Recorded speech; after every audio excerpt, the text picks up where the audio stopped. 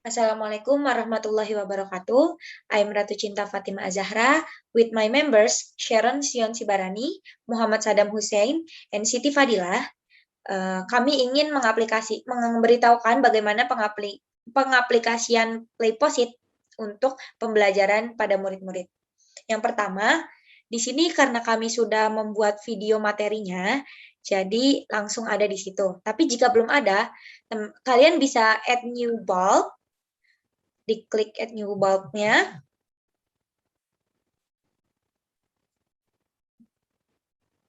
Lalu bisa kalian setting, di situ bisa dari video kalian sendiri, atau di input URL, bisa upload video yang lain, atau bisa di-record langsung, atau di situ juga bisa mengupload dari YouTube, atau bisa mengupload MP3, atau jika untuk keperluan listening. Nah, di sini untuk videonya kalian bisa klik edit,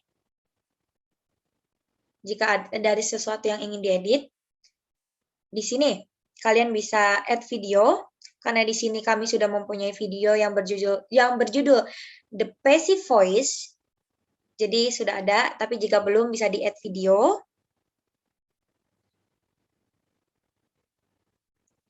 Lalu tampilan yang seperti tadi, seperti itu. Selanjutnya bisa untuk yang interaction. Sharon, it's your time. Okay, so here I will explain about interaction. So in interaction, you can add your own question related to the video. For example, you can see in the 1 minute 10 seconds, there is a question with what misconception or misunderstanding do people often think about passive voice. Jadi di sini kita bisa menambahkan pertanyaan-pertanyaan related to the video berdasarkan videonya.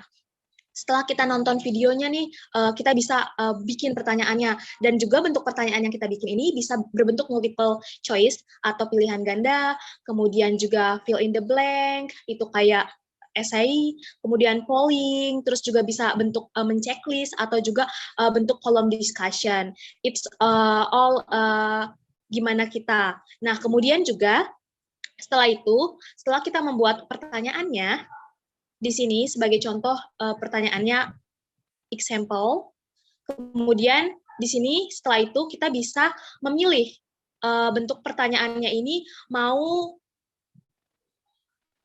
harus dijawab setelah video terpause atau kita bisa men-skipnya. Kalau kita mau harus menjawabnya tanpa bisa di-skip, kita bisa men-checklist di bagian option yang kedua. Nah, kemudian juga kita bisa mengizinkan lebih dari satu attempt. Nah, selanjutnya itu ada placement. Di placement ini adalah penempatan pertanyaannya. Jadi, kita bisa menempatkan in the left side, in the middle, or in the right side. Kita bisa menempatkan di bagian kiri, di bagian tengah, ataupun di bagian sebelah kanan. Nah, kemudian yang ketiga ada timing. Apa sih timing di sini? Nah, timing di sini adalah waktu dari pertanyaan yang telah kita buat.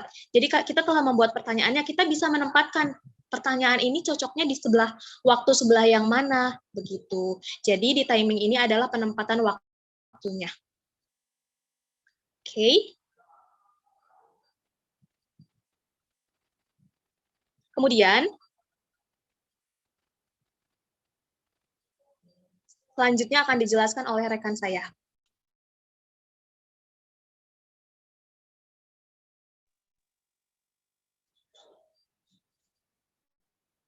Okay, next, in the review sections, we can change the title according to the material we will teach.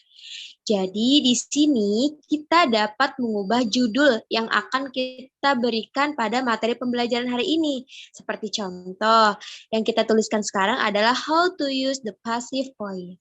And next, we can also add learning objective regarding today's learning material.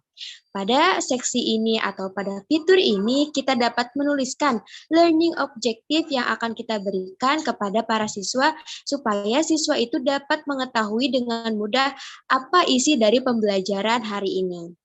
Next, After that, here is a text feature to write keywords that match the material, such as the example here, passive voice, so that it can make easier for students to know the content of the material to be studied. Jadi pada bagian teks ini, yang pertama terdapat fitur keyword atau teks, yaitu untuk menuliskan secara garis besar mengenai pembelajaran hari ini, seperti contoh.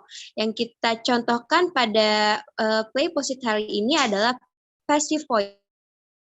Jadi siswa itu dapat tahu materi pembelajaran hari ini mempelajari tentang apa, yaitu mempelajari tentang passive voice. Selanjutnya, terdapat after that, there is a target audience to determine that the material being taught is for what age, and is example here, the target audience is for age 9 to 12. Jadi, yang kedua ini terdapat fitur target audience untuk mengetahui usia berapakah materi ini diberikan, dari usia berapa sampai usia berapa. Seperti contoh, target audiens di sini yaitu dari usia 9 tahun hingga usia 12 tahun. Selanjutnya, in the subject sections, what we use here is English language, where today's materials use English and to train students English pronunciations. Jadi pada bagian subjek ini untuk memberitahu bahasa apa yang kita gunakan dan tujuannya apa menggunakan subjek tersebut, yaitu untuk melancarkan para siswa dalam menggunakan bahasa Inggris atau English language. And next, di sini terdapat fitur playback options. There is a playback options feature where students can, for the first is allow learners to rewind after an interaction appears, and then allow learners to skip interactions, and then allow viewers to fast forward. Jadi pada fitur playback options ini siswa dapat memiliki kebebasan untuk memulai atau mengplay video, seperti students dapat mengulang kembali seperti jika mereka lupa materi sebelumnya untuk menjawab pertanyaan, mereka dapat kembali mengulang video tersebut, atau siswa dapat men-skip atau mempercepat video sesuai dengan bagian atau materi yang ingin mereka ketahui, dan mereka juga dapat mempercepat pembicara dalam video tersebut. Okay. The last here, there is a privacy feature to determine who can access learning using Play Post-its today, whether giving a link only or search publicly anyone can see it. Jadi pada fitur yang bagian terakhir pada review ini merupakan privacy untuk siapa saja yang dapat mengakses Play Post-it materi pembelajaran hari ini. Entah itu hanya yang memiliki link saja atau publik ke semua orang dapat mengunjungi atau mengakses Play Post-it hari ini atau pada pembelajaran hari ini. So, that's all from review feature, and next presentations will be delivered by Muhammad Sadam. Time is... Okay, thank you for Tala Siti Fadila. After we are done with the editing, we can click the save and edit. And after that,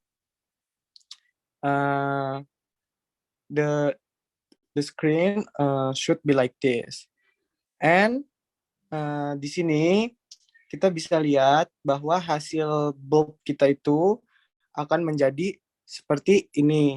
Nah, di sini kita bisa lihat tadi hasil editan kita, tag-tagannya itu sudah keluar, ini tentang garis besar passive voice, lalu kita target audiensnya untuk kelas 9 sampai kelas 12, lalu di sini materinya tentang English. Nah, setelah itu selesai, bagaimana cara untuk menyampaikan kepada siswanya atau membuat kelas di bulb ini? Caranya sangat mudah. Kita hanya tinggal pergi ke sini, di bagian kiri ini dia akan otomatis keluar jika kita arahkan kursor ke sini. Kita klik class or classes. Nah, di sini add new class. Nah, di sini kita bisa menambah kelas apa saja, karena di sini saya sudah membuat kelas yaitu speaking class, maka tampilannya akan seperti ini. Dan ini pun jika kalian baru membuat kelas, ini akan kosong seperti ini. Nah, ini akan kosong seperti ini. Nah, bagaimana caranya untuk bulbs yang tadi itu ada di sini? Caranya sangat mudah, yaitu kita tinggal pergi lagi ke My Bulbs, lalu kita assign yang tadi, yang how to use passive voice ini, kita assign, kita klik titik 3 di sini, lalu kita assign. Nah, assign to class. Nah, di sini kita milih speaking class, karena tadi saya buat speaking class.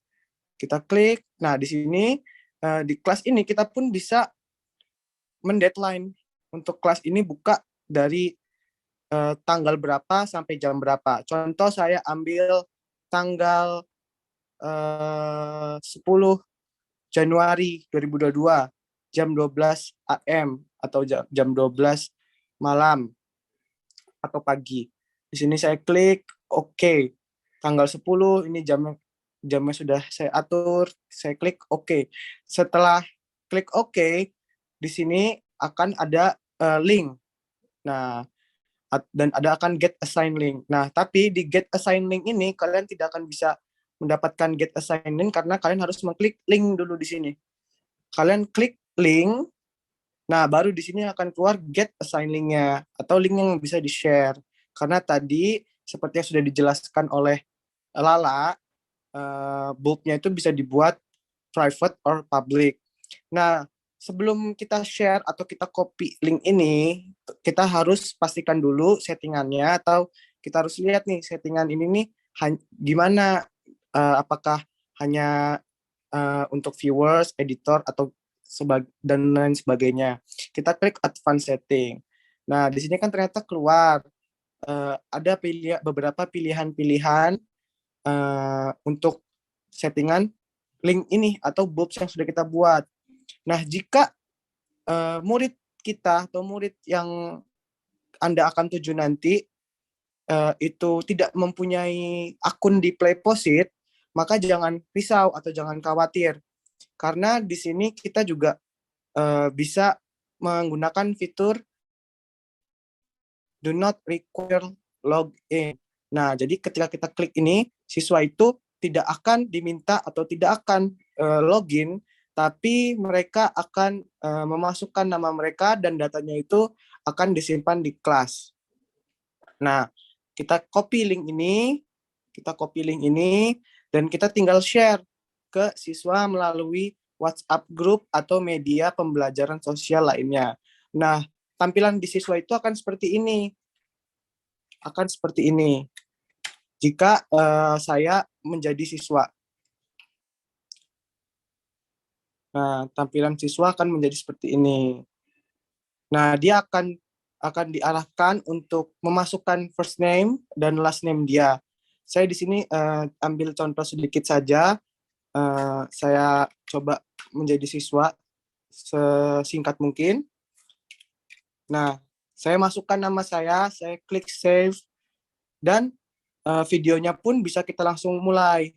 Nah, kayak seperti ini contohnya.